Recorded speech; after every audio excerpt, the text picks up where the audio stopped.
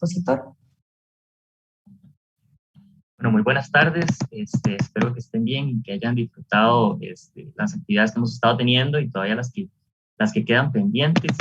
En el espacio de hoy tenemos el agrado de contar con la presencia del máster David González Sánchez. Él es pedagogo e investigador. Se graduó como licenciado en Enseñanza a los Estudios Sociales y Educación Cívica. Es máster en Estudios Latinoamericanos y especialidad en Currículo y Prácticas Escolares por la Facultad Latinoamericana de Ciencias Sociales con sede en Argentina.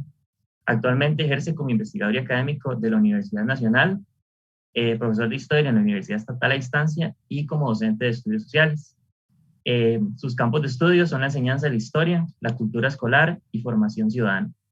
Él nos va a presentar una charla que se titula Subjetividades políticas y juventudes, reflexión desde el aula. Y bueno, muy agradecidos que aceptaran nuestra invitación y que nos colaboraran. Y estamos seguros de que esta charla va a ser de mucho interés y de mucho valor para nosotros. Entonces, adelante, ahí te damos el espacio. Bueno, buenas tardes a todas, a todos.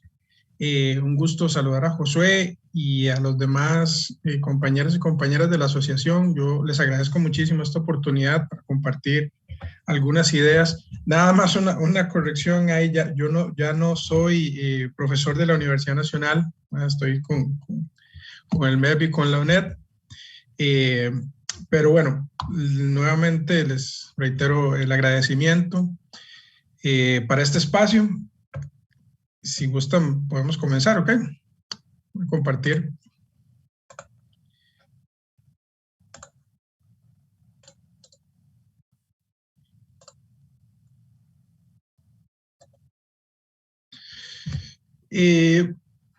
Hace algún tiempo, bueno, hace bastante tiempo ya, la cuestión de la ciudadanía y la formación ciudadana, o lo que para nosotros es más común en términos de concepto, que sería la educación cívica, es algo que me ha interesado muchísimo, pero siempre me ha dado la impresión, y lo he experimentado, que hay como aparte que hay cierto vacío en la investigación alrededor de la educación cívica o la formación ciudadana o las mismas cuestiones de ciudadanía. La otra cosa que he visto en los últimos años como profesor y lector de trabajo final de graduación y demás, es que a pesar de los discursos críticos, siempre se llega a la ciudadanía, siempre se llega a la educación cívica, siempre se llega a la formación ciudadana con una intencionalidad muy normativa, a pesar de que existan, como digo, de fondo discursos críticos. Y cuando me refiero a una intencionalidad normativa es que siempre buscamos que el estudiante o el aula se convierta en un espacio para producir a un sujeto con ciertas características. Y realmente hay una parte fundamental en toda investigación educativa o también la labor pedagógica, que es que el aula en sí es un espacio, un universo riquísimo de experiencias, de contradicciones, es un espacio de socialización total. Entonces, he venido intentando acercarme, reflexionar sobre la cuestión de no tanto la ciudadanía, sino sobre el sujeto, este sujeto que es el estudiante, pero que también es el docente.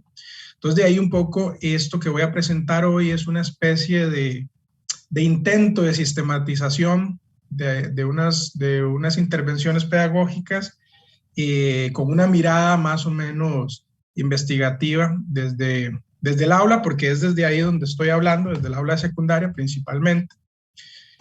Entonces, antes de empezar quisiera señalar esto, ¿no? ¿Qué significa reflexionar desde el aula?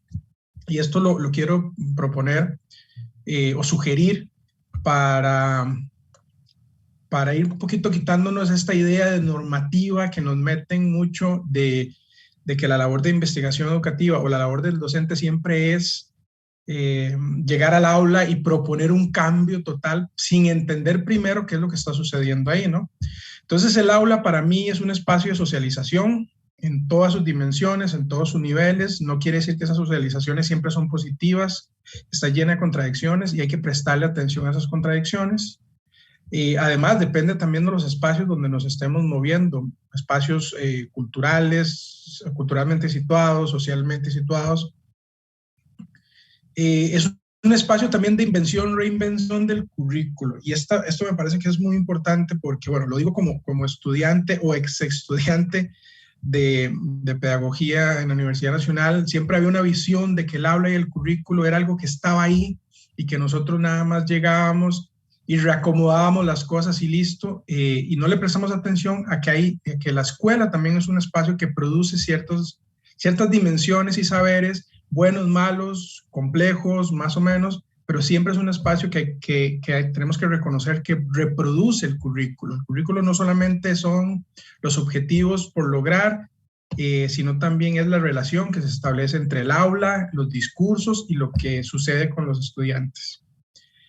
Por otra parte, el aula también es un espacio ocupado por sujetos y eso para mí es fundamental. Es decir, si no reconocemos que los estudiantes son sujetos, ¿verdad? Y los vemos más bien como objetos sobre los cuales tenemos que trabajar, incluso hasta de una posición a veces muy mesiánica, los estudiantes tenemos que rescatarlos, tenemos que hacerlos críticos, que piensen críticamente, sin preguntarles primero cuál es su visión de mundo.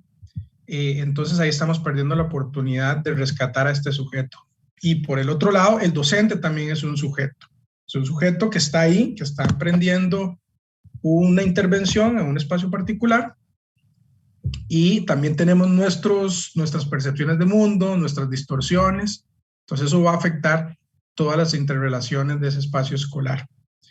Y ya desde el punto de vista más de la investigación, yo considero que investigar y intervenir el aula no significa entonces construir o constituir al estudiante o al currículo en objetos inmóviles, ¿verdad? Y utilizarlos y emplearlos y decir, los voy a transformar porque sí.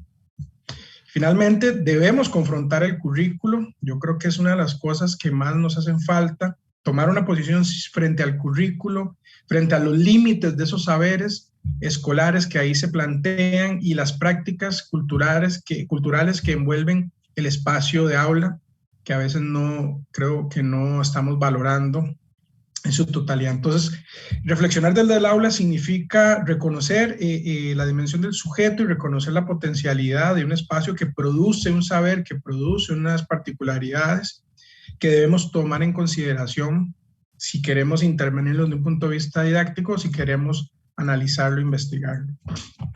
Entonces, yo me venía pensando hace mucho tiempo, bueno, ¿qué pasa con los estudiantes? Les tenemos que enseñar, por ejemplo, en noveno hay una carga muy fuerte de lo político, conceptos, una lista de conceptos sobre la política, siempre de una visión muy normativa, muy jurídica. Después tenemos que introducir las diferentes nociones de ciudadanía en otro nivel. Entonces hay toda una serie de conocimientos y saberes que tenemos que introducir siempre por encima de ese mismo sujeto, ¿verdad? Entonces, tenemos ¿qué nociones de política y de lo político tienen esos estudiantes para poder enfrentarse ya con una serie de conceptos y definiciones formales?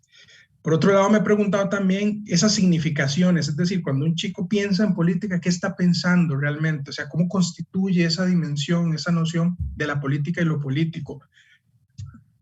¿Cómo interpretan además su condición propia de sujeto joven?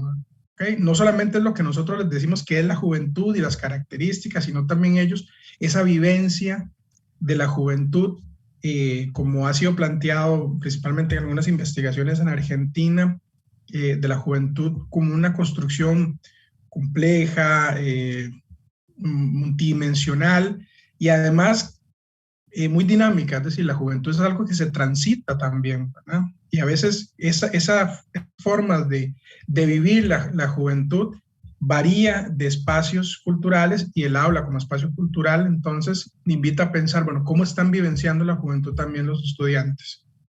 Y no solamente decirles, ustedes son jóvenes porque tienen estas características.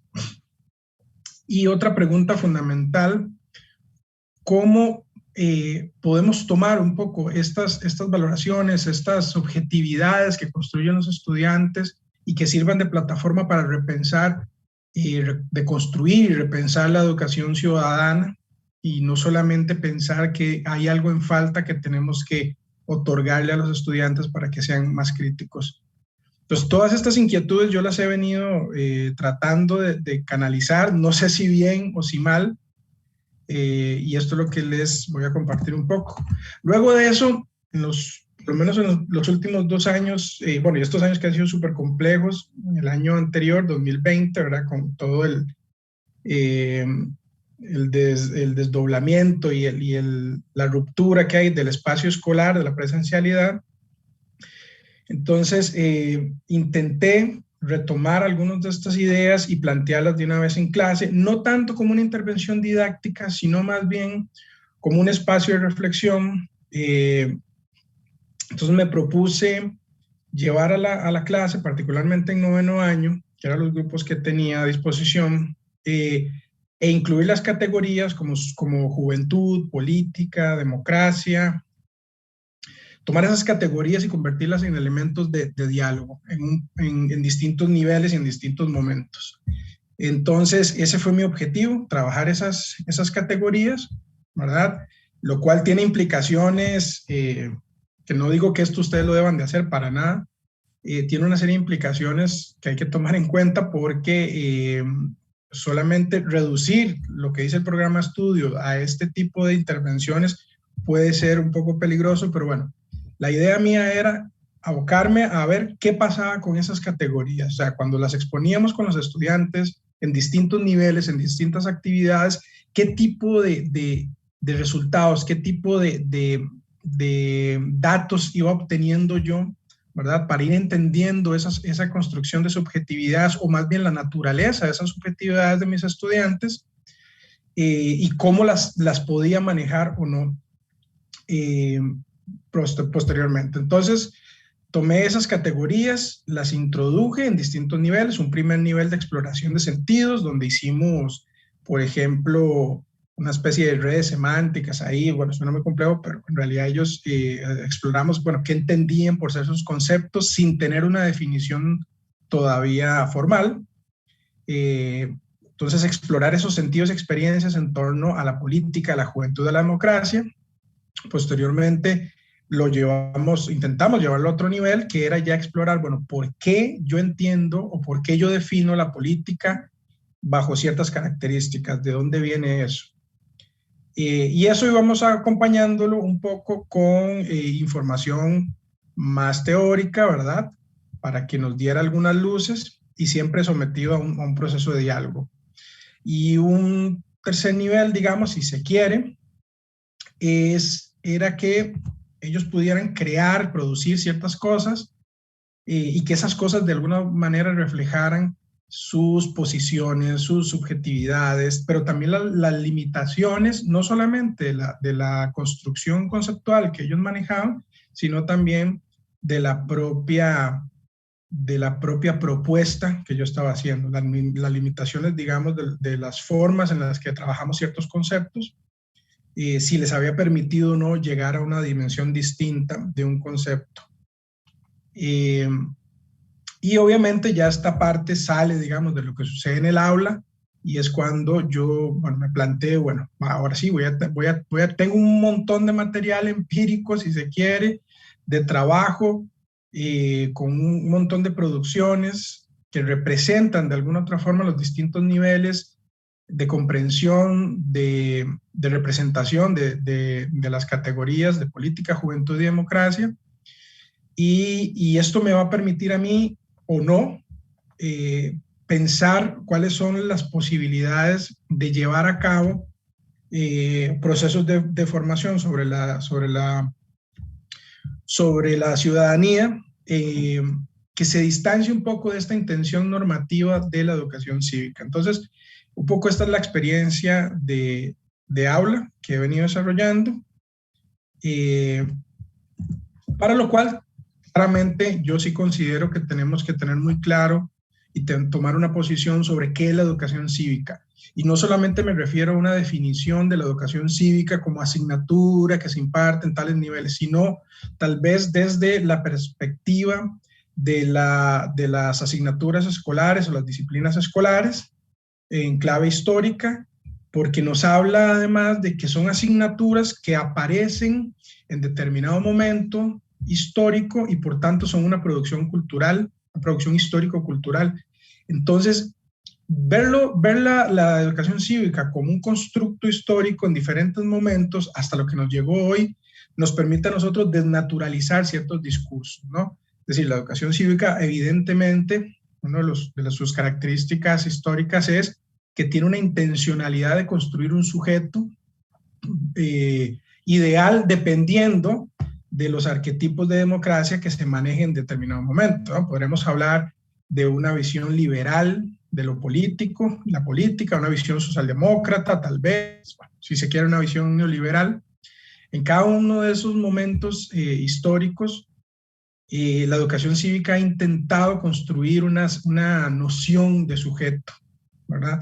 Una de las características que yo considero que le es propia a la educación cívica es que nunca o difícilmente ha considerado primero al sujeto y después en aquello que el sujeto se pudiera convertir, sino que más bien es siempre, este es el modelo ciudadano que tenemos y a este es el que tenemos que llegar. No voy a profundizar esto porque no hay tiempo, ¿verdad? Y quisiera concentrarme más en la parte de los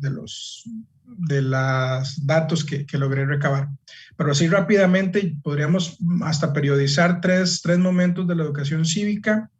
Siglo XIX, finales básicamente del siglo XIX, o 1800, incluso 69 en adelante, donde realmente vemos una invención del niño y del joven como sujetos incompletos y por civilizar, muy propio de los sentidos pedagógicos de la escuela moderna. Pero hay un cambio importante a partir de la década de los 50 que tiene que ver con la relación entre cognitivismo y el desarrollismo, ¿verdad? Entonces ya ahí pensamos en el estudiante como un futuro ciudadano, pero al mismo tiempo como un futuro trabajador. Y más recientemente ya el niño y el adolescente como sujetos de derechos, ¿verdad? Pero también ligado a un mundo completamente global, en una especie de triada entre ciudadano, consumidor y trabajador. Eso se podría explorar en otro espacio con mayor profundidad. Y la otra cuestión es que la democracia aparece siempre como algo externo, como algo abstracto, es decir, no se visualiza que la democracia también es un sistema que depende de las condiciones o que está de alguna otra forma decantado también por las condiciones históricas en las cuales se da, sino que se plantea en casi todos los programas de estudios del recorrido de la educación cívica o los estudios sociales, si se quiere, siempre como algo que está ahí, que tenemos que llegar y que tenemos que conservar, y difícilmente se problematizan las propias dimensiones de la democracia. Entonces, un punto de partida importante es tomar una posición sobre qué entendemos por educación cívica y cuáles son sus dimensiones pedagógicas, políticas, evidentemente, para poder también enmarcar nuestro abordaje, o sea, nuestra práctica docente, nuestra investigación, con una claridad más o menos del campo en el que nos estamos moviendo. Bien, las categorías teóricas fundamentales acá, no solo porque son las que se trabajan con los estudiantes, sino también son aquellas que nos permiten acercarnos a este tipo de reflexión sobre las objetividades. Para mí, la preocupación central es el sujeto. ¿Qué pasa con el sujeto? ¿Dónde está el sujeto? El estudiante como sujeto, el docente como sujeto también, que tiene un universo que viene de verdad de ciertos contextos, de ciertos espacios, y esos espacios lo nutren para entender lo político, para entender la democracia, para entender las relaciones de género inclusive. Entonces, una categoría central es el sujeto, rescatar esa dimensión del sujeto, no salvarlo, rescatar, visibilizarlo. ¿Qué piensa ese sujeto? ¿Qué pasa? La dimensión de la política y lo político, en el sentido que lo plantea Chantal Mouffe, ¿verdad? Que son dos dimensiones complementarias, pero que tienen significaciones distintas. Una refiere más a la institucionalidad y lo otro a las interrelaciones entre los sujetos y el poder. La categoría de juventudes, que normalmente se plantea como algo cerrado, pero más bien acá yo lo visualizo, como lo hablan algunos investigadores como Pablo Bomaro, creo, de Argentina, que es una categoría en construcción constantemente, porque depende además de la forma en la que los mismos jóvenes la experimentan, la transitan. El saber escolar, no tanto como el contenido que informa a las asignaturas de educación cívica, sino como aquellos saberes y discursos que se establecen que deben de ser aprendidos. Es decir, para llegar a ser un ciudadano global, crítico, como dice el programa de Ética, Estética, Ciudadanía, entonces los saberes que tienen, los conocimientos que tienen que aprender son estos, y de esta forma. Entonces, es un cuestionamiento también al saber escolar como algo arbitrario, ¿verdad? Y también para entender los límites de ese mismo saber que propone el currículo y por dónde nosotros podríamos, desde una intervención didáctica reflexiva o desde una investigación, saber por dónde, qué otros saberes podríamos incorporar dentro de estos procesos. Y la escuela, como decía en un principio, como un espacio dinámico y constructor de significaciones y como constructor de sentidos, que al final es un espacio fundamental de socialización y de vinculación entre digamos, una institución como sería el MEP o las escuelas, con las comunidades, con las familias. Estas categorías, entonces, para mí son centrales para poder dimensionar todo el objeto de reflexión. Lo que les voy a presentar son algunos productos, algunas construcciones de los estudiantes que reflejan, digamos, la forma en la que ellos se posicionan frente a la política, frente a lo político, frente a los problemas sociales. Y después vamos a ver algunos principales hallazgos. Más que hallazgos, son como una síntesis de los elementos que yo trato de hacer de estos posicionamientos para construir estas objetividades. De las cosas que me llaman muchísimo la atención es que siempre hay elementos ambiguos, ¿no? Y elementos también complejos. Cuando hablamos, por ejemplo, del papel de la política y de lo político, de la dimensión que se le otorga a los jóvenes dentro del mismo discurso político, hay una reacción bastante confrontativa de parte de los estudiantes, al menos de estos estudiantes con los que trabajé, donde sí reconocen que no se sienten parte, no se sienten incluidos dentro de los discursos políticos, ¿verdad? Y que muchas de las problemáticas que se plantean en términos de la opinión pública, siempre no los toma en cuenta o siempre es una mirada adultocéntrica. Ahora, que tengan una posición, digamos, podríamos decir crítica frente a la forma de analizar estas dimensiones de la política, no quiere decir que no hayan resabios en el fondo que nos indiquen elementos que podríamos considerar conservadores. Ahora, aquí no se trata de juzgar lo bien o mal, lo profundo, lo crítico o no de estos elementos, sino más bien entender la complejidad de cómo se construyen estas formas de expresarse y de entender el mundo. En esta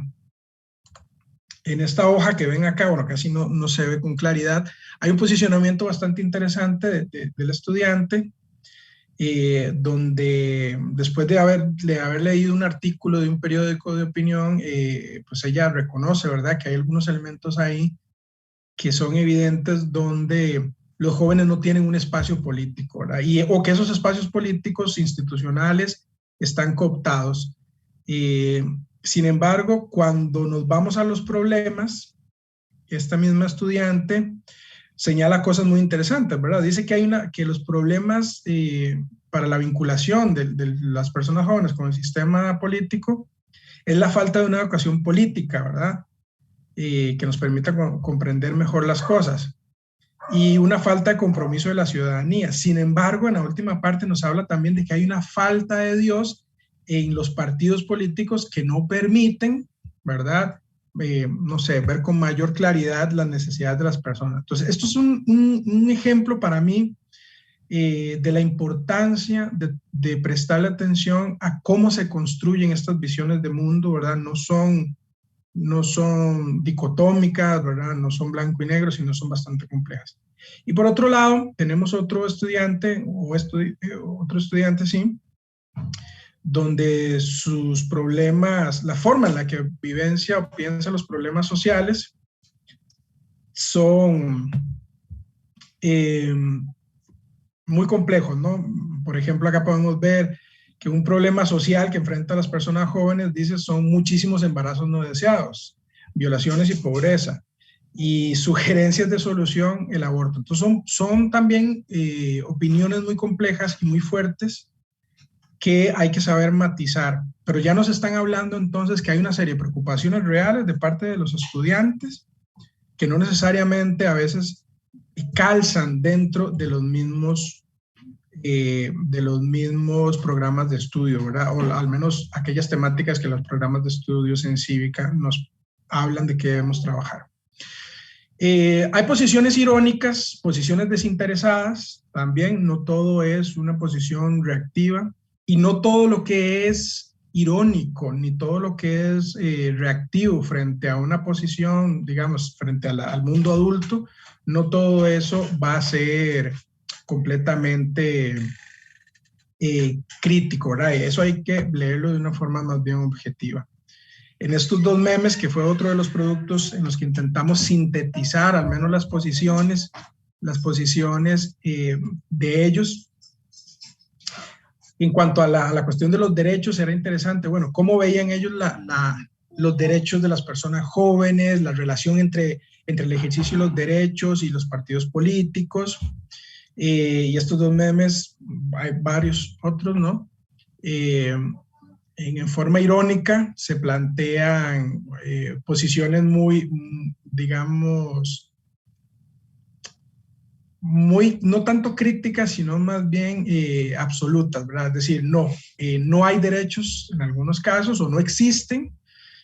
Otros estudiantes los matizan, bueno, no es que no existen, sino que o no estamos muy enterados, ¿verdad? Y yo les decía, bueno, pero en educación cívica se supone que tenemos que ir viendo los derechos de los niños y los jóvenes en diferentes niveles. Ustedes ya están en 9º año y ya deben conocer. Entonces, ¿por qué no los conocemos? ¿Fue una cuestión de que no los vimos en clase o que no es algo que forme parte de nuestra cotidianidad conocer los propios derechos?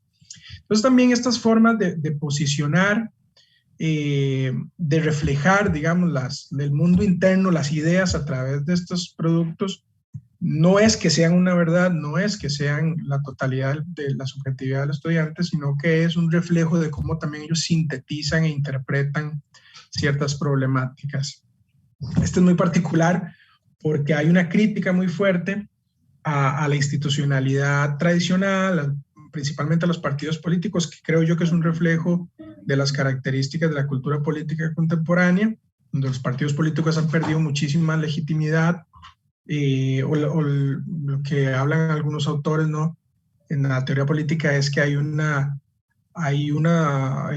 se pierde los espacios de representación política tradicionales, sindicatos, partidos políticos u otras organizaciones, y se fragmenta en un montón o en varios grupos, ¿verdad?, de presión. Y lo hizo una estudiante que, bueno, decía, cuando nosotros decimos algo, nosotros los jóvenes, decía ella, a veces no nos prestan atención, ¿verdad?, remitiendo al concepto de adultocentrismo que habíamos abordado en un momento. Sin embargo, cuando aparece un adulto que está diciendo algo que no tiene sentido, en este caso como un político, ahora que estamos empezando campaña, decía ella, ahí le hacen caso a los adultos. Esta es una forma también de ironizar, pero señalar que a veces las opiniones juveniles o de las personas jóvenes no son tomadas en consideración.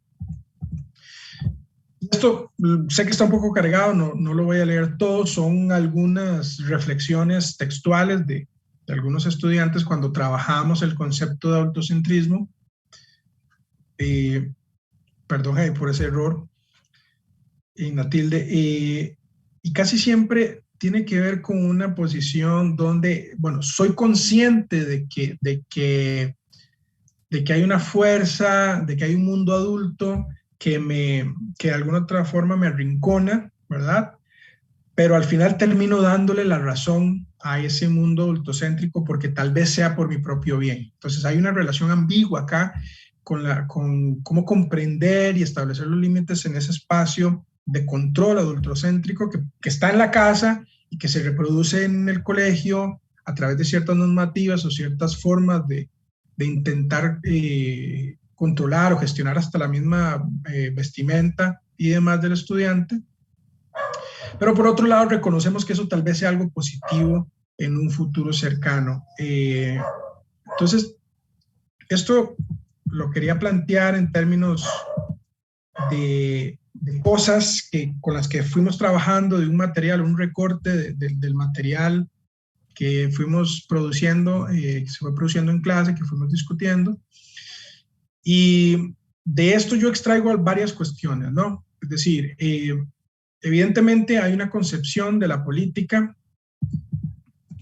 está por acá, fue uno de los primeros trabajos que hicimos, donde la política es vista en el sentido de lo institucional estrictamente, ¿verdad? Que está lleno de, bueno, son las leyes por un lado, es el poder por otro lado, pero también es una cuestión corrupta, sucia. Entonces el ejercicio de lo político no tiene tanto que ver con aquello como nos vinculamos en una comunidad, sino más bien con las oportunidades de sacar provecho de un espacio privilegiado, ¿verdad? Entonces hay una fuerza en cuanto a entender la política.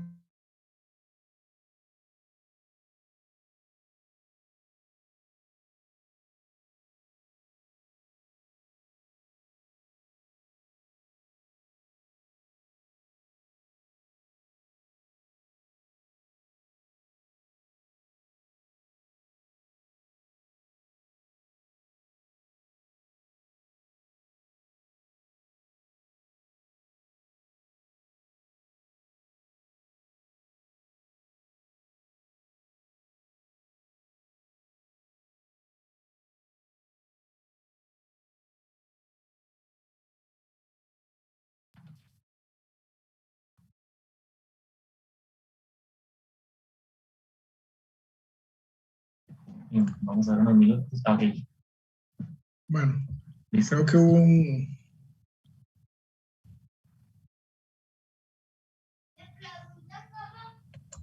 un desperfecto.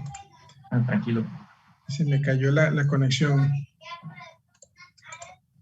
Bueno, perdón, decía que entonces la política vista desde esas dimensiones que ellos la entienden solamente como lo institucional y lo jurídico, como algo corrupto, es por tanto excluyente. No hay espacio para la gente joven en la política. Y además nadie quiere meterse en política porque es solo pensar en el beneficio propio, en la corrupción y demás.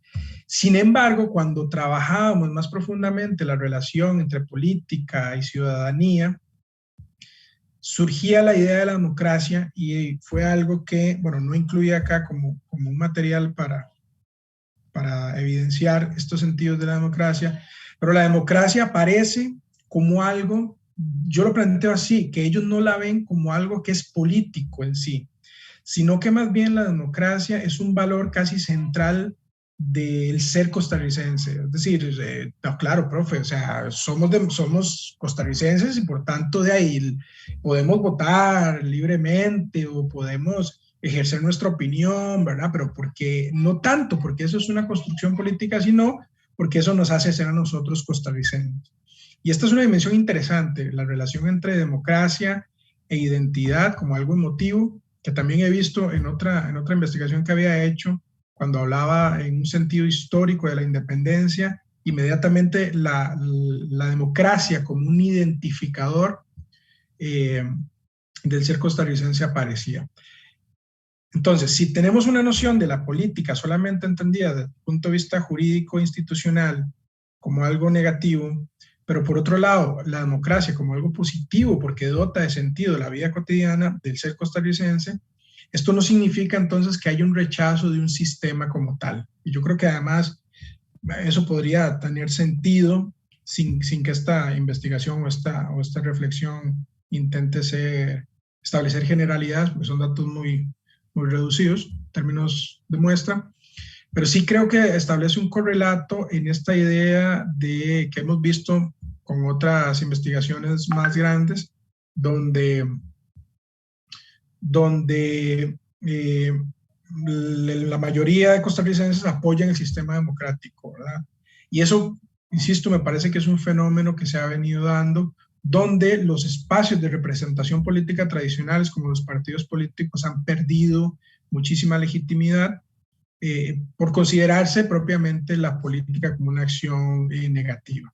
Entonces acá hay un valor de la democracia que está implícito, ¿verdad?, en el ser costarricense, que eso podría analizarse desde otros planos, pero aquí me rescato que no hay un rechazo al sistema democrático. En su funcionamiento, eso sí, digamos, en su funcionamiento más representativo, ¿verdad? O más tradicional del sistema democrático. Elecciones libres, libertad de expresión y demás cosas. Lo que sí surge en estas construcciones subjetivas sobre la política y sobre el ser joven es, o me da la impresión a mí, que los datos recabados, los chicos, si bien señalan problemas sociales, si bien demuestran que ellos están atentos de lo que está sucediendo a nivel país y hacen lecturas en distintos niveles de profundidad, sí vi una generalidad en esto, una cuestión muy individualista. Es decir, hay un déficit de lo común. Los problemas sociales se plantean como común, pero el acercamiento a esos problemas siempre es de una visión muy individual. Una estudiante, cuando le planteamos la cuestión de futuro, un estudiante mencionaba que, bueno, que tal vez en 10 años Costa Rica vaya a estar peor que hoy, pero que él o ella iba a tratar de cumplir todos sus sueños y sus objetivos terminando el colegio, yendo a la universidad, ¿verdad? Es decir, estaba pensando su plan de vida, cual está muy bien, pero entonces varias expresiones iban por ese camino, ¿verdad? Puede que la realidad sea un desastre, en nuestro espacio común, que es Costa Rica, esté mal, pero yo me voy a esforzar, individualmente voy a conseguir mis metas. Entonces aquí hay un desplazamiento, ¿verdad?, del espacio de lo común, que es central en la construcción de una noción, de nuevas nociones de democracia, más allá de la democracia liberal, ¿verdad? Y yo lo planteaba así como un déficit de lo común, o más bien frente a una revalorización de lo individual, ¿verdad? El sujeto que él lo puede hacer. Muy, muy típico del discurso, si se quiere, neoliberal, ¿verdad? De que yo puedo hacer las cosas, de que yo me puedo hacer a sí mismo. Bueno, para ir concluyendo, no robar mucho espacio y ojalá se pueda abrir un espacio de diálogo. Yo creo que esta reflexión y este intento de investigación desde el aula, bueno, yo espero que permita profundizar la manera en la que se ha venido entendiendo la educación cívica, no solamente como un espacio normativo que a la asignatura ha reinterpretado, redimensionado a lo largo de la historia, sino más bien hacer un giro, subvertir esa noción de por ejemplo, una juventud objetivada a una juventud subjetivada, ¿verdad? Dar espacio para que se despliegue las nociones subjetivas. Sin embargo, no se trata que los estudiantes digan todo lo que piensan, digan todo lo que se les ocurre y dejarlo ahí como que si eso fuese ya en sí una acción pedagógica crítica, que ahí hay un error. Considerar que promover espacios de críticos, de aprendizaje, es que los estudiantes expresen todo, y realmente para mí no es así. Yo creo que el hecho que ellos se evidencien, se visibilicen como sujetos, se entiendan como sujetos, nos permite a nosotros también comprender dónde están ellos situados y cómo hacer una intervención didáctica que permita pasar o que permita que desde esas subjetividades ellos reconstruyan sus nociones de mundo a través de nuevos conocimientos. Aquí a mí no me gusta tanto la cuestión de las habilidades o las competencias ciudadanas, yo prefiero hablar de conocimiento social, que podemos trabajar para reconstruir y reinterpretar esas subjetividades y que ellos puedan poco a poco ir redefiniendo, por ejemplo, cómo justificar sus argumentos, cómo esto implica tomar una posición informada sobre los problemas sociales, y no solamente como una mera expresión, o lo que diría Giovanni Sartori, ¿verdad? Una mera opinión, porque el sistema democrático le basta y le sobra con la opinión, y no necesariamente opinar es pensar. Y bueno, ustedes, o la mayoría, están formándose como educadores, o ya son educadores en ejercicio. Yo creo que uno no puede enfrentar, desde el punto de vista de la investigación o desde el punto de vista del ejercicio profesional, uno no puede dejar intacto el currículo. Es decir, yo tengo una concepción de mundo, porque soy un sujeto también, un sujeto político, un sujeto intelectual, un sujeto cultural, como docente, y yo cuando veo el currículo, cuando veo el programa de estudios, cuando veo lo que el programa me propone, pero también me limita, eso implica tomar una posición. Es decir, ¿por qué hay ciertos saberes? ¿Por qué hay ciertas estrategias planteadas en el programa de estudio? ¿De dónde vienen? Y eso nos puede llevar a nosotros a establecer nuevas rutas de intervención pedagógica o de reflexión académica, si se quiere. Es decir, el currículo no está ahí, perdón, para que lo respetemos siempre. El currículo está ahí para ser problematizado. El programa de estudios está ahí para ser problematizado.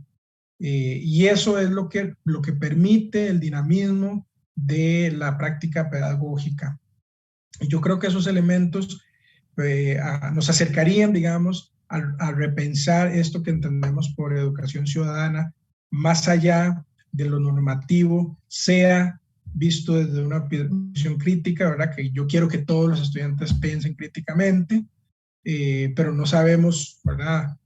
Si ellos, cómo están pensando en un primer momento lo social, o una visión muchísimo más, digamos, complaciente con el mismo currículo, ¿verdad?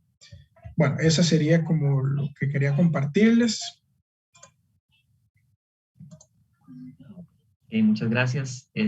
Primero voy a leer un comentario que hay en Facebook. Dice: muchas gracias por este espacio. Normalmente, como futuros docentes, se plantea todo desde los estudios sociales, pero pocas veces hablamos de la educación ciudadana, y menos aún de la manera tan detallada y situando de esta manera a los y las estudiantes.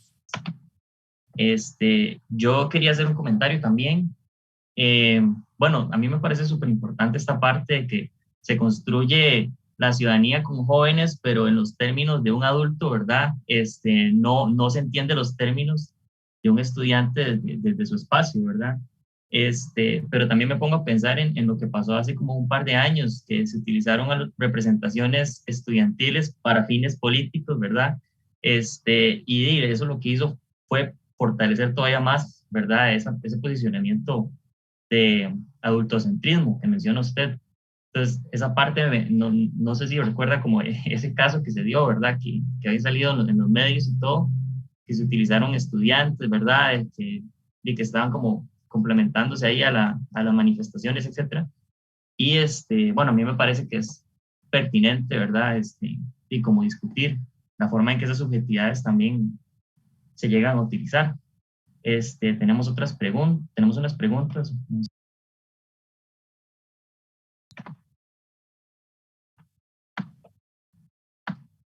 Buenas, permiso. Voy a plantear la pregunta por acá.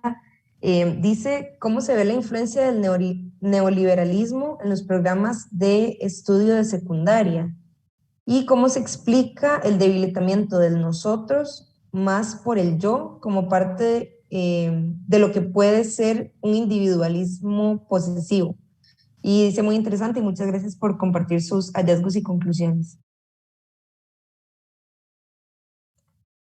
¿Respondo de una vez o esperamos? Sí. Si quiero, responde de una vez.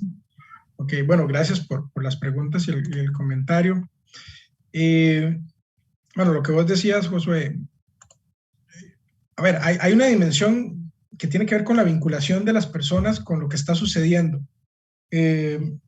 Cuando yo estaba en el cole, recuerdo que, bueno, fue el tiempo del combo del ICE.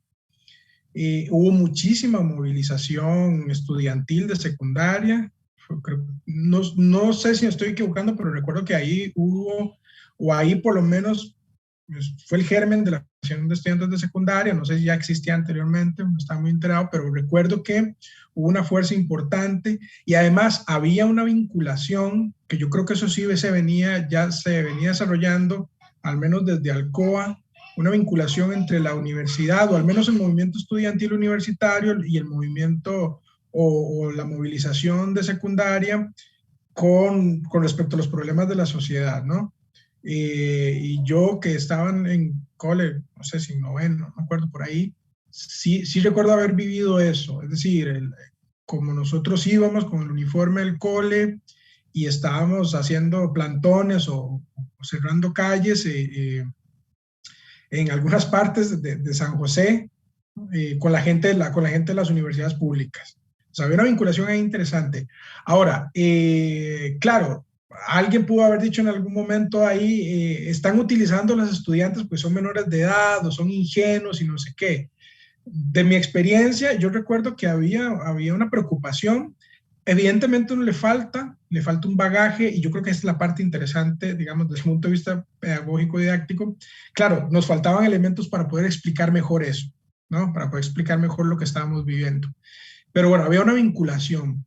Bueno, después viene toda esta reacción política donde se criminaliza la movilización, y el otro momento fuerte es con el TLC, ¿verdad? Otra vez hay toda una interrelación entre el movimiento universitario, estudiantil universitario, entre las comunidades, y otra vez aparecen los estudiantes de secundaria.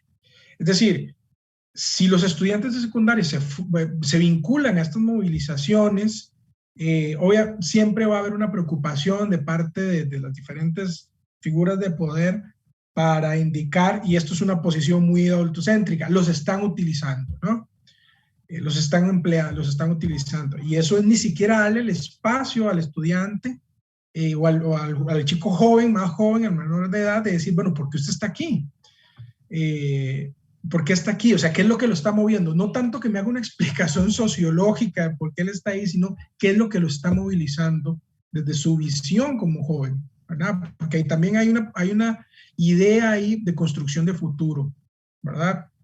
Bueno, lo que está pasando acá me va a afectar a mí eventualmente. Entonces yo creo que esa parte hay que verla con cuidado, digamos, si la analizamos más académicamente, hay que ver, bueno, esos sentidos de asumir la movilización también política de parte de los estudiantes, de dónde se nutre, ¿verdad? De dónde está yendo. Si en muchos casos tal vez haga falta herramientas conceptuales para explicar con más profundidad, pero yo creo que ya eso es un paso interesante adelante que habría que tomar en consideración con los chicos y las chicas. O sea, cuando estamos trabajando en clase, los temas particularmente en noveno y en décimo, donde es tan cerrado la noción de lo institucional y lo político, porque es totalmente normativo, ¿verdad?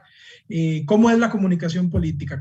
E incluso cuáles son los discursos políticos, se los dan, ¿verdad? O sea, les tenemos que dar un discurso ya digerido. Entonces, más bien, ¿cómo ellos se posicionan frente a esos discursos o frente a esas problemáticas sociales? Sobre la otra pregunta, el neoliberalismo en los programas de estudio, que es algo que yo creo que está muy, muy constante ahí. Yo soy del punto de vista que hay que tener mucho cuidado en la manera en que utilizamos el neoliberalismo como categoría crítica de análisis, ¿verdad? Porque, lo he dicho en otros espacios, también lo he conversado con Josué, me parece que el neoliberalismo como categoría analítica se perdió y se convirtió en un adjetivo. Entonces yo a todo le pongo neoliberal y ya hice mi crítica. Bueno, ¿dónde estaría lo neoliberal en los programas de estudios? Habría que pensar en la forma de cómo se nos plantea el sujeto político o el mismo ciudadano frente o en relación a la sociedad. Si ustedes toman el programa Ética Estética de Ciudadanía, no es que van a encontrar ahí un apartado donde básicamente se cita o se cita directamente a Milton Friedman y se dice que así tiene que ser el ciudadano. Eso no lo vamos a encontrar. Más bien, en el programa Ética Estética de Ciudadanía y en el programa de Estudios Sociales del 2016-17 hay un discurso que insinúa que es una posición pedagógica crítica, ¿verdad? Donde el estudiante tiene que tomar posición crítica frente a los problemas sociales y demás. ¿Dónde podría estar más bien entonces lo neoliberal ahí?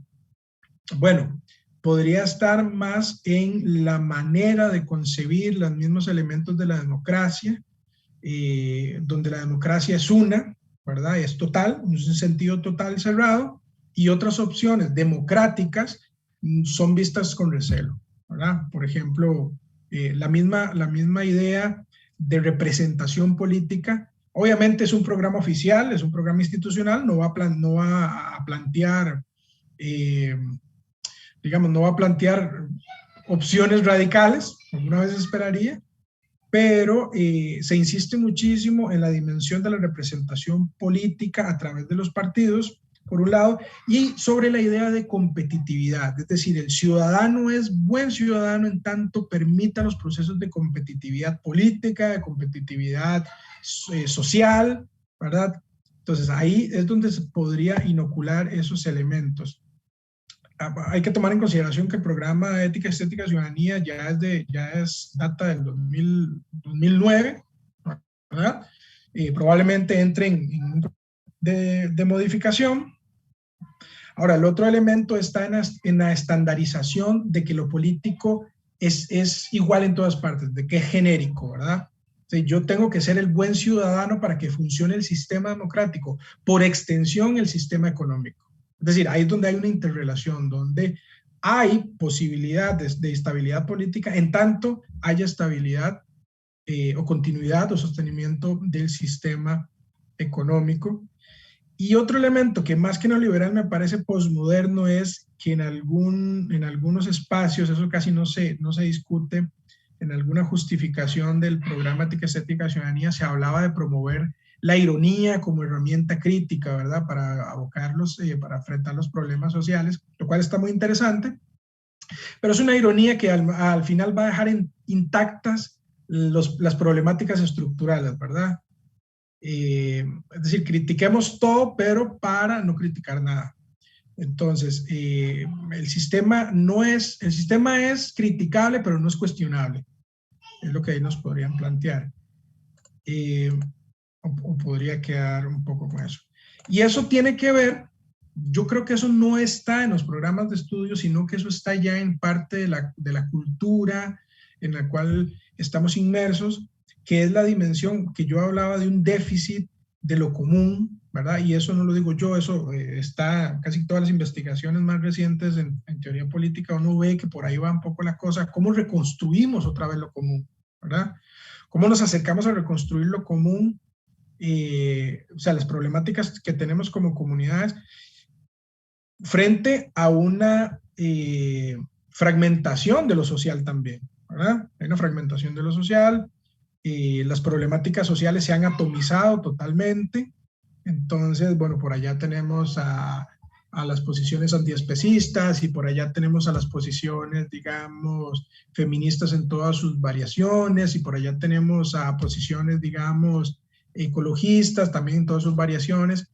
Y no es que eso esté mal, sino que lo que eso evidencia es que hay una fragmentación de las problemáticas sociales y entonces hasta a veces se puede volver en una especie de menú de compromiso, es decir, hoy voy a meterme en una causa X y mañana me meto en otra causa, ¿verdad? Entonces, pero al final de cuentas perdemos de vista qué es lo que está provocando todas las problemáticas en sí.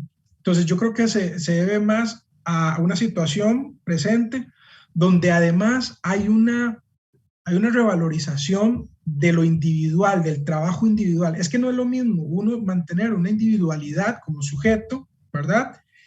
Pero tener la capacidad para vincularse con el otro, sino más bien esta individuación donde yo, claro, yo veo los problemas, como decía este estudiante, yo veo que esto en 10 años Costa Rica va a ser un desastre, pero yo me voy a esforzar tanto de forma independiente, porque mi esfuerzo es lo que va a hacer que yo tenga las mejores condiciones, independientemente si el lugar donde estoy, si el espacio donde estoy, si mi comunidad además está cayendo.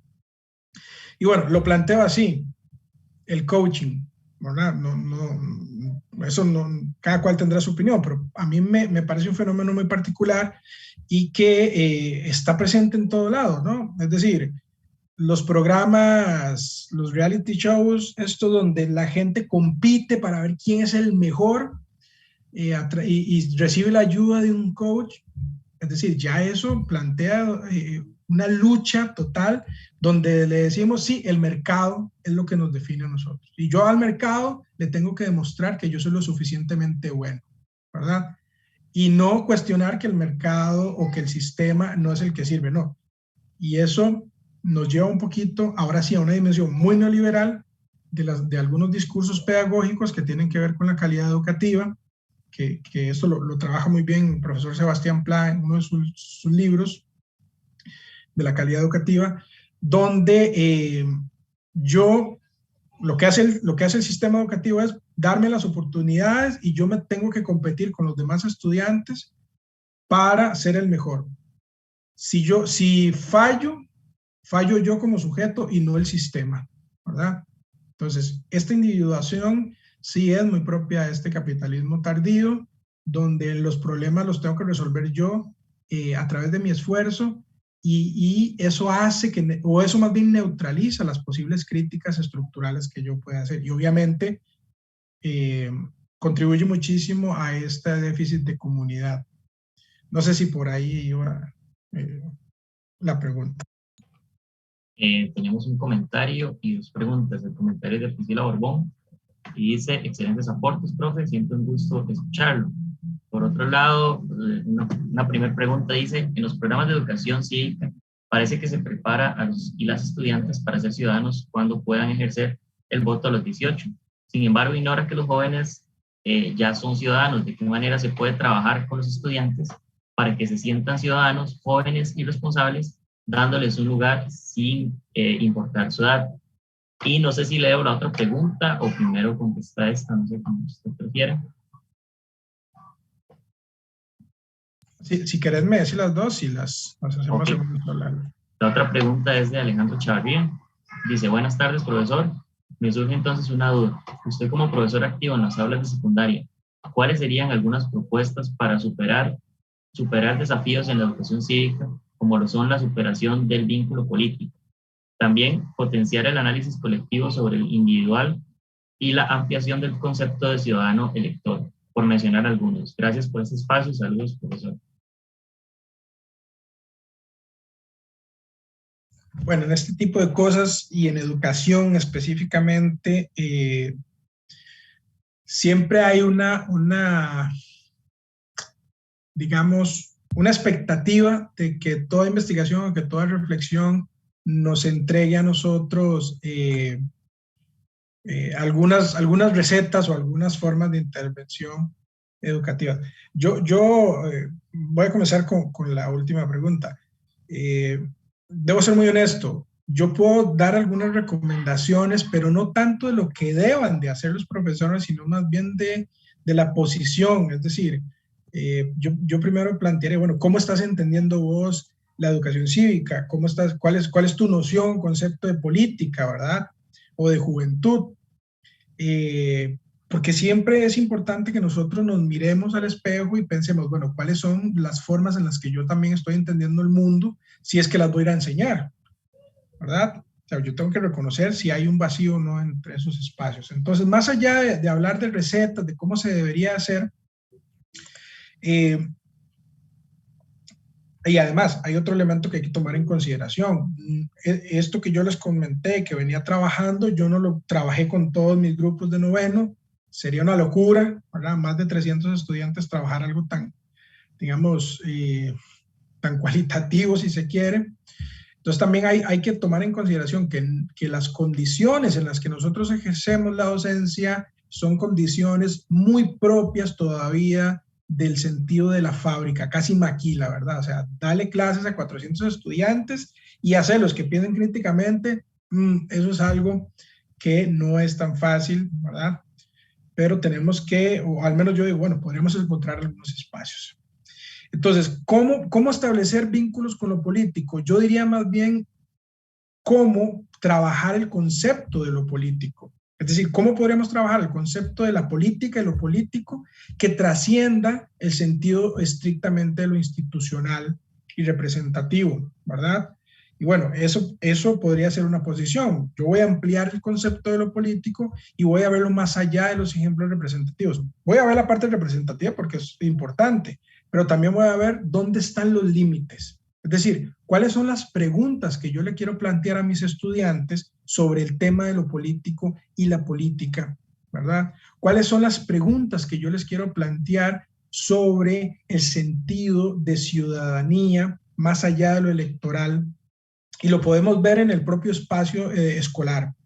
Yo les cuestionaba mucho eso a mis estudiantes. Bueno, ustedes han participado en los procesos electorales en las instituciones educativas que han estado en otros años, y muchos decían, no, bueno, sí. Y entonces, bueno, ¿cómo se nos plantea el mismo proceso electoral en las instituciones educativas? ¿Verdad? No solamente fomentar que ellos participen, sino problematizar eso, ¿ok? Eso sería un ejemplo tal vez interesante de intervención. Bueno, estos años no han habido elecciones estudiantiles por la cuestión de la pandemia. Habrá que ver si el próximo año se reanudan, pero sería interesante trabajar con los estudiantes. Bueno, ¿cómo se nos dice a nosotros los jóvenes que tenemos que llevar el proceso electoral? ¿Solamente puede hacerse a través de partidos políticos? ¿Por qué sí, por qué no? Hace muchos años, trabajando en una institución digamos un poco distinta, que era en el centro penal, que eran adultos jóvenes, un chico me decía, bueno, pero ¿qué sentido tiene hacer un partido político si acá no tenemos las mismas condiciones para hacer un partido político? Entonces, vimos otras formas de organización y de vinculación comunal, ¿verdad? Asambleas, asociaciones.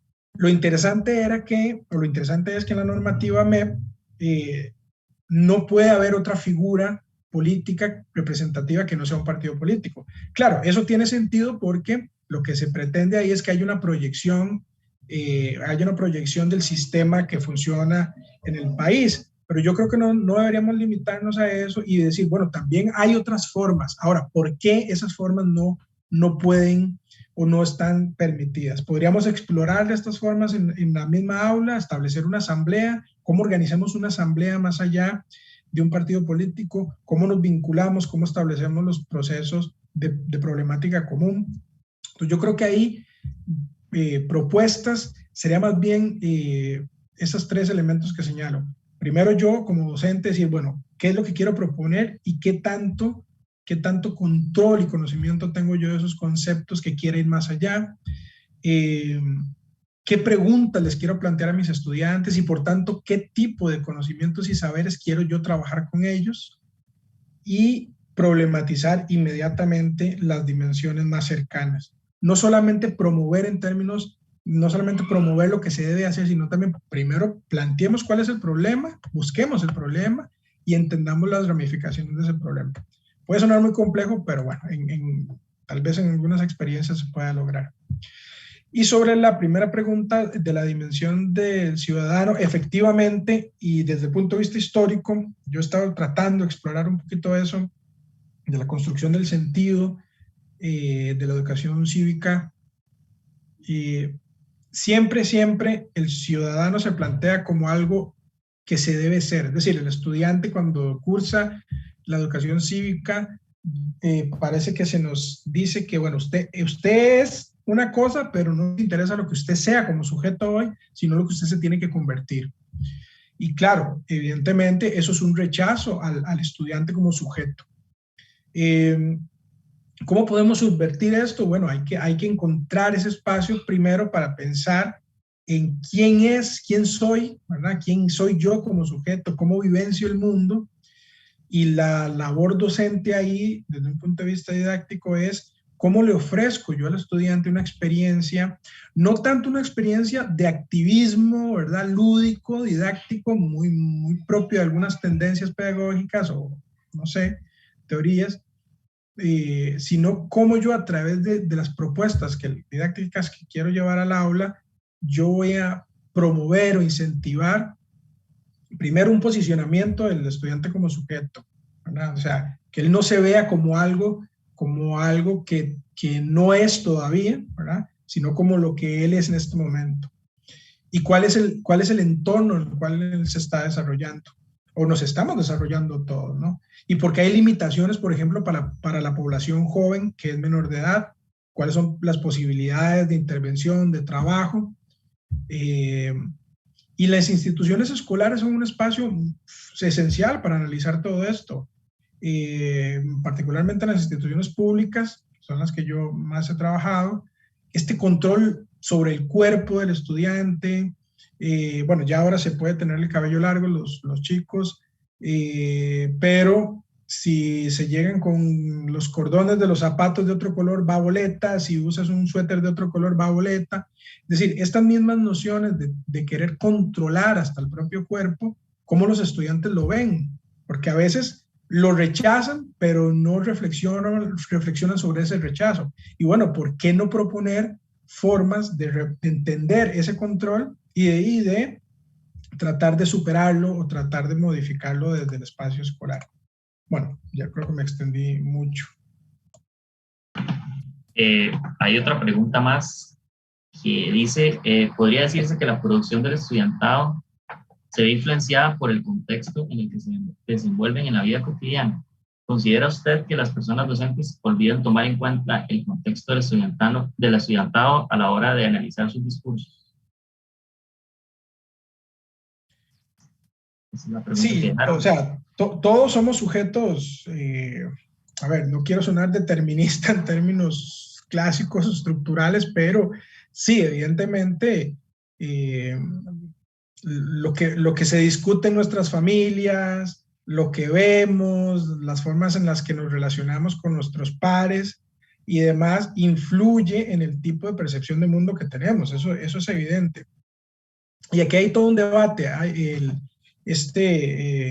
Sociólogo del currículo, Michael Young, inglés, ha venido planteando una discusión porque él rechaza de plano esta idea de que la escuela tiene que trabajar con las experiencias cotidianas del estudiante. Porque él dice, bueno, ¿para qué la escuela va a ofrecerle al estudiante lo que él ya sabe?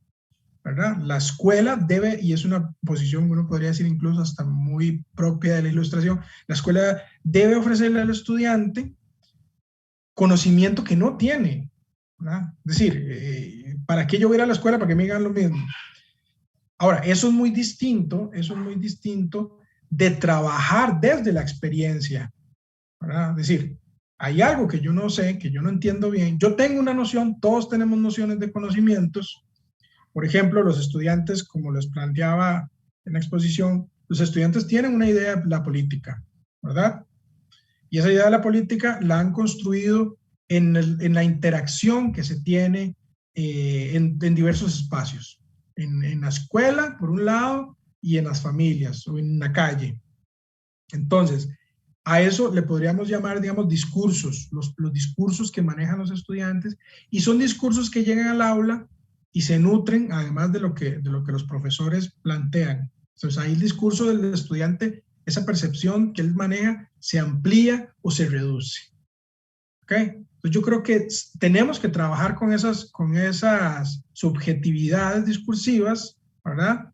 Pero tenemos que ofrecerle además al estudiante un conocimiento, no total, pero sí un conocimiento que le permita, o sea, algo que él no sabe, pero que le permita tomar su subjetividad y llevarla a un nivel distinto. O sea, ¿para qué le vamos a ofrecer algo que no le va a servir de nada y que va a mantener su misma posición?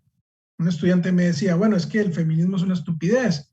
Y se armó un debate en clase interesantísimo que hay que saber controlar, pero yo no pretendo que él cambie su forma de pensar. Yo lo que pretendo es que él comprenda, es decir, que si lo que está diciendo tiene fundamento o no. Y para que él se dé cuenta de eso, entonces yo tengo que ofrecerle un espacio y una serie de herramientas, podemos decir conocimiento, ¿verdad? Para que él reflexione sobre su propia posición. Eso me parece que es importante. Ahora, ¿los docentes toman en cuenta en el contexto? Yo creo que sí, muchos docentes toman en cuenta el contexto, pero hay que tener cuidado. Eso no significa, es decir, los profesores contextualizan sus propias prácticas docentes, ¿no? Es más, si tuviéramos un dato empírico, yo estoy seguro que veríamos cómo un profesor que trabaja con 7 grupos, a los 7 grupos siempre aborda un tema de forma distinta. Es decir, el profesor tiene que contextualizar porque hay una serie de condiciones cotidianas, inmediatas que se resuelven. Entonces, sí se toma el contexto en cuenta. Ahora, no necesariamente se tomaría el contexto específico del estudiante para construirle una experiencia educativa a su medida, ¿verdad? Yo creo que ya eso sería otra dimensión. Los elementos de contextualización, entonces yo diría que pueden ser en distinta intensidad. Una contextualización, digamos, en general, de cómo yo enfrento problemas cotidianamente como docente y resuelvo en ese momento, ¿no? Llevaba un plan, bueno, se fue la luz, hay que trabajar con otra cosa. Eso es una forma de contextualizar. Otro nivel de contextualización sería cuando yo quiero trabajar un tema, digamos, sobre problemas sociales o comunales, y yo trato de entender en dónde estoy trabajando. Si estoy trabajando en una zona rural, probablemente los problemas sociales van a ser muy distintos que si estoy trabajando en una zona urbana. Ese sería otro nivel de contextualización.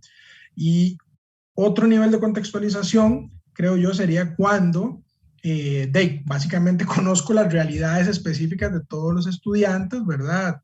Y trato más bien ahí de tener empatía sobre ciertas condiciones, más que transformar totalmente o más que construir una individualización del proceso de aprendizaje.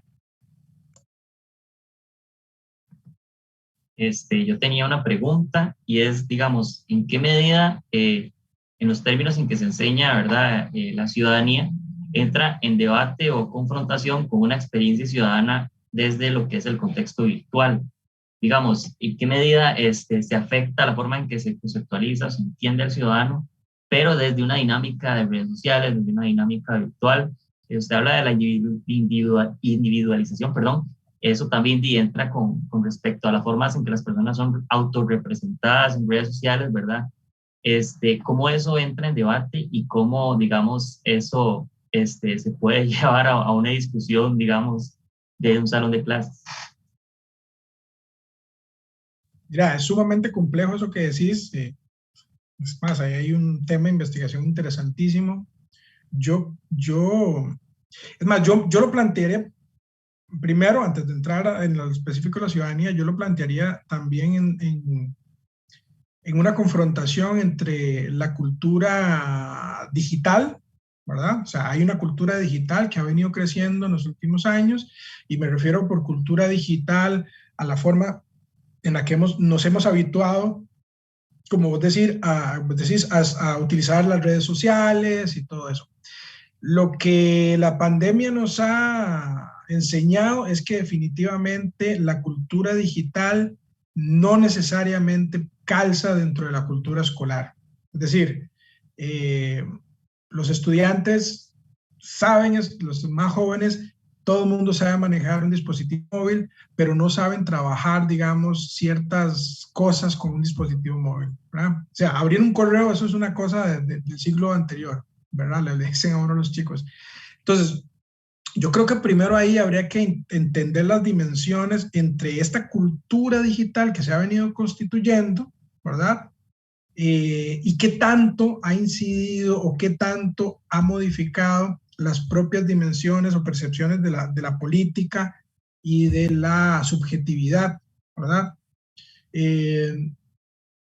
También eso me llevaría a mí a pensar, bueno, todos los estudiantes utilizan redes sociales para opinar o no, porque también las redes sociales van variando mucho. Bueno, ahora Facebook yo creo que es para la gente mayor, ¿verdad?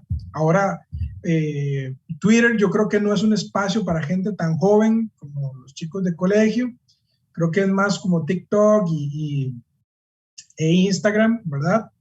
Entonces también hay que ver el tipo de discurso a través de las imágenes, a través de lo visual que ellos manejan en esos espacios.